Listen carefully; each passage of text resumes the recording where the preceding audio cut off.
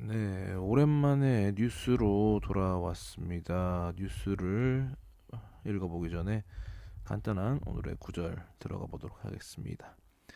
Blessed are those who are persecuted because of righteousness, for theirs is the kingdom of the heaven. Matthew 5:10 New International 버전이었고요. 오랜만에 뉴스 읽는 아재에 출동해 보겠습니다. 홍콩의 마지막 남은 야당마저 해산이라는 이제 연합뉴스 기사고요. 홍콩에 이제 저희는 잘 모르죠. 홍콩이 어떤 정치적 상황인지 물론 이제 아는 분들이 알겠지만 이제 사회민주당 영맹 약칭 이제 LSD 하필 약칭이 특정 무엇과 유사하네요. 같네요.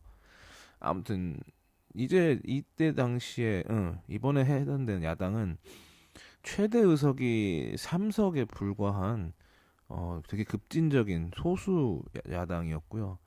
이미 지금 25년 현재 제1야당 뭐 제2야당이었던 정당들은 이미 무너진 지 오래됐습니다.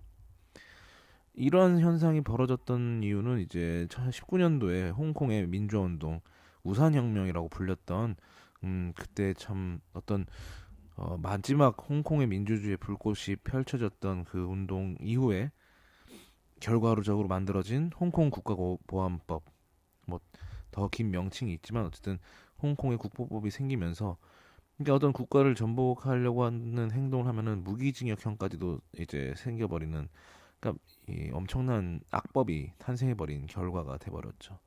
그렇다고 해서 홍콩의 민주화 운동이 뭐 비판받아야 될 것이 아니라 어떤 중국 사회주의의 그런 획일성 어떤 식으로든 홍콩의 그 민주주의는 용납할 수가 없는 거죠.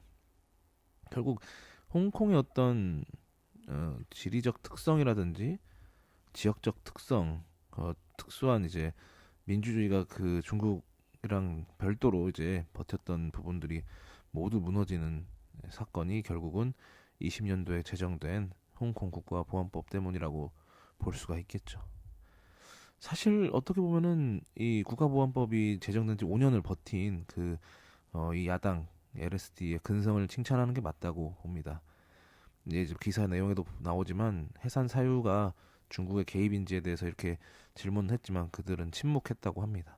이유는 지금까지도 버텨온 동지들을 살려야 하기 때문에 사실 정당 해산을 하는 목적도 남아있는 동지들에게 앞으로 살아갈 수 있는 정상적으로 그나마 정상적으로 살아갈 기회를 마련하기 위한 정치적 결단이기 때문에 안타깝지만 그렇게 선택을 할 수밖에 없죠.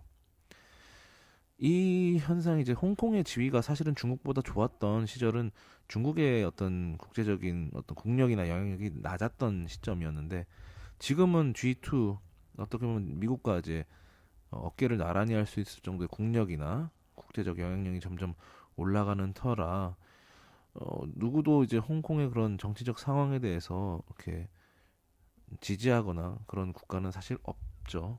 홍콩이라는 뭐 도시 국가라고 하기도 그렇고 분명히 영국의 할양을 한 부분으로 인해서 뭐 금융이라든지 문화라든지 이제 독특한 홍콩만의 이제 색깔 그리고 어떻게 보면은 중국이라는 지역 내에서 유일하게 이제 민주주의적인 부분으로 남아 있었지만 사실 뭐 정상적으로 완전한 민주주의라고 하기도 어렵죠. 뭐 이렇게 투표를 한다고 해서 내리 꽂아 놓는 그 수뇌부.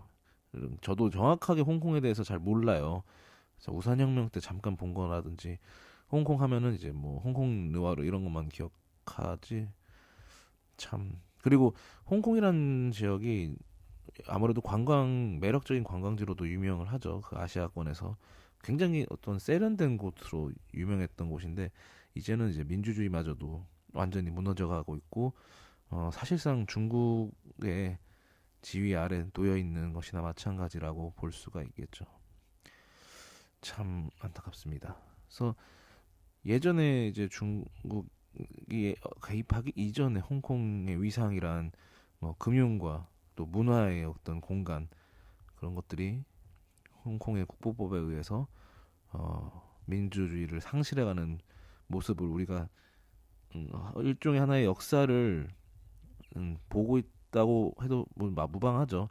일종의 하나의 어떤 다큐멘터리가 될 법한 홍콩이라는 지역의 융성과 쇠퇴, 우리는 지금 쇠퇴와 어떤 중국으로부터의 흡수를 이제 보고 있는 것이나 마찬가지겠습니다. 그렇다면 중국만 이제 사회적인 어떤 사회주의적인 그런 획일화된 중화 세계관을 구축하려는 것인지, 그게 중국만의 특성일까?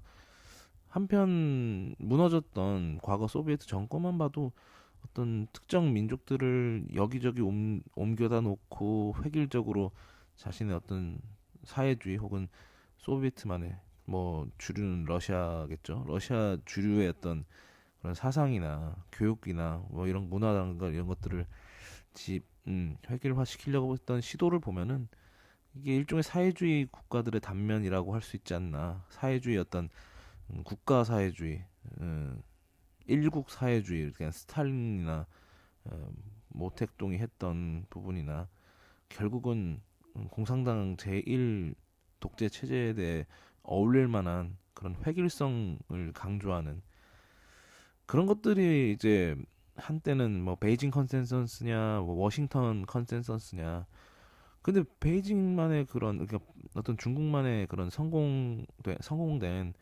정부는 사실 한 중국 말고는 없죠. 근데 중국이 사회주의를 해서 성공했다라기보다는 막상 성공해 보니까 중국이 사회주의였다. 왜냐면 뭐 자원이라든지 뭐 그런 것들이 있겠죠.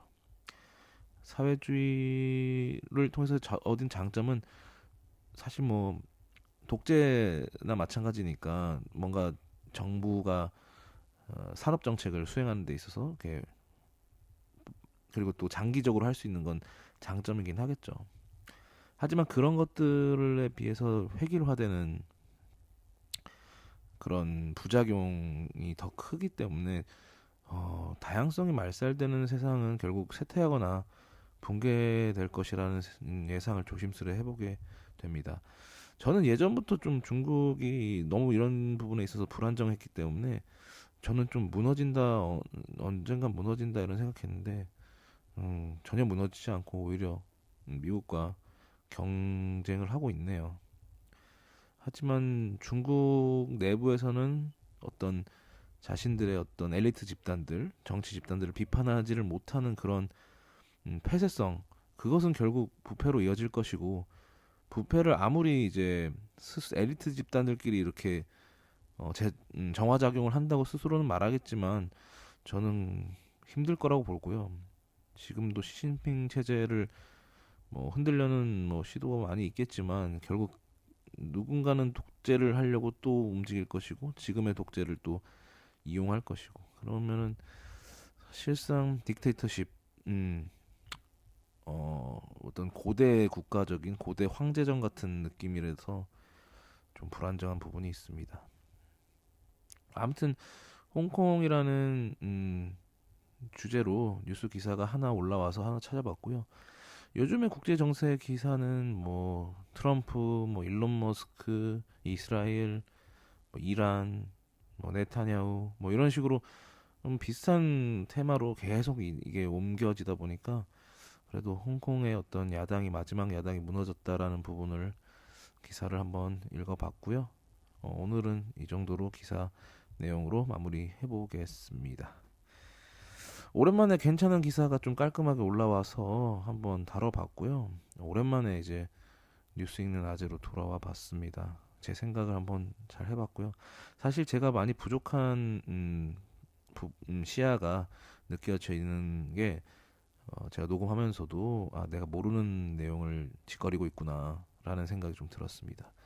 사실 홍콩에 대해서는 정말 모르는 게 너무 많아요. 사실 그렇게 놀러 가는 사람이 많지만 저는 홍콩 가본 적도 없고, 다만 우리가 이제 아편 전쟁 이후로 홍콩이 100년간 하량, 100년이 아니라 99년이었나? 아무튼 그렇게 해서 하량 받은 이후로 이제 홍콩이 어떻게 보면은 아시아권의 전 금융 허브 이런 역할도 했었는데, 지금은 이제 중국이 자체적인 금융 허브를 구축했다고 봐도 무방하니까, 뭐 상하이나 이런 도시들을 통해서 그 전까지만 해도 어떤 홍콩의 필요성이라든 게 있었는데, 지금은 이제 중국은 그럴 필요성을 못 느끼는 거겠죠. 뭐 그 완전히 그럴 바에는 그냥 사회주의화, 중국화 시켜서 하나의 우리 것으로 만들어 버리자라는 게 더 컸던 것 같습니다.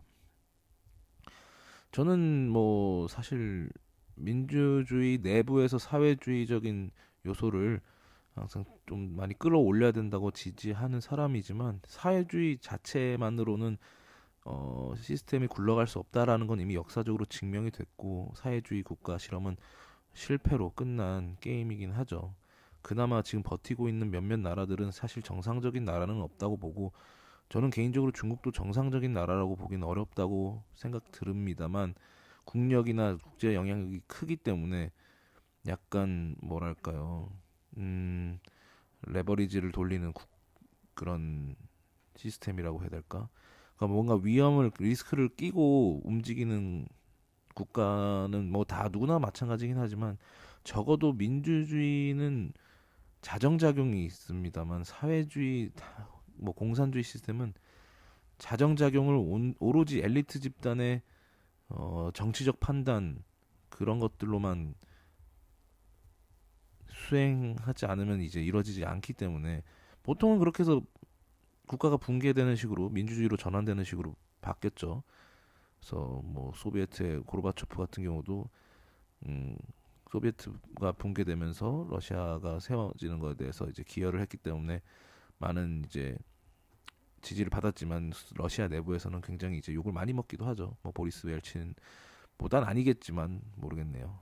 아무튼 그런 부분이 있어서 사회주의 출신의 국가들에 대해서는 좀 물음표가 찍힙니다. 지금 러시아나 중국이나 좀 마찬가지죠. 뭐 북한은 언급할 가치가 없는 시스템이기도 하고요. 거기는 이제 더 이상 사회주의 국가가 아니라 이제 종교 국가죠. 거기 사실상 코리안 리리전 독특한 그냥 주체라고 아예 세대 10개 종교라고도 하죠. 그러니까 사회주의도 일종의 종교를 제일 싫어하는데 종교에 가까운 나라가 돼버렸어요. 왜냐면 비판을 하지 못하는 시스템, 비판을 하지 못한다는 게 제일 크고 다른 한편으로 보면은 이렇게 비판을 마음껏 할 수 있는 나라에 태어난 것도 참 다행이고 축복이다라는 생각을 새삼 하게 됩니다. 서설이 길었고요. 아무튼 마무리해 보겠습니다. 감사합니다.